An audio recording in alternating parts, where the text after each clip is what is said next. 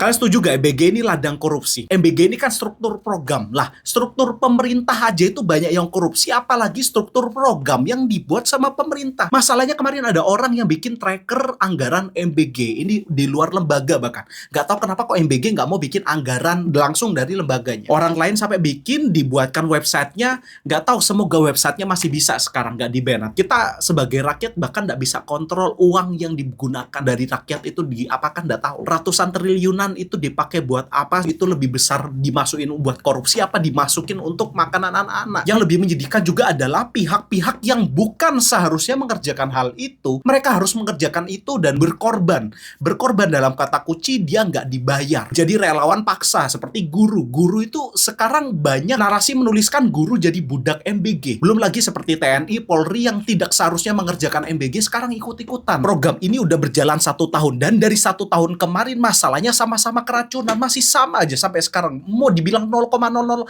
gak ada ibu-ibu yang mau anaknya berangkat sekolah, pulang-pulang udah di IGD ketemunya. Saya tanya mana ibu yang rela, gak ada.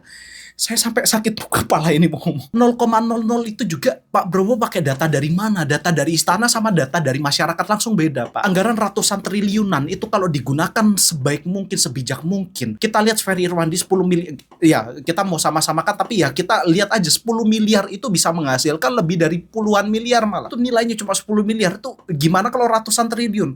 Fer, kamu nyalon lah. Yang dipikir ketika anak sakit keracunan, mungkin bahkan ada yang meninggal, itu cuma dilihat dalam bentuk persentase, betapa itu tidak, itu nyawa. Mau dibilang 0,00% itu tetap nyawa. Kalau Anda mati itu bukan salah pemerintah nanti dibilangnya. Kan banyak juga yang nggak mati, 0,00 doang yang mati.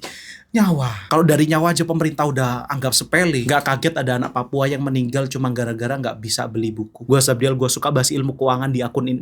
Baru kali ini gue pusing bahas keuangan. Feel free follow aja tips keuangan buat kalian setiap hari.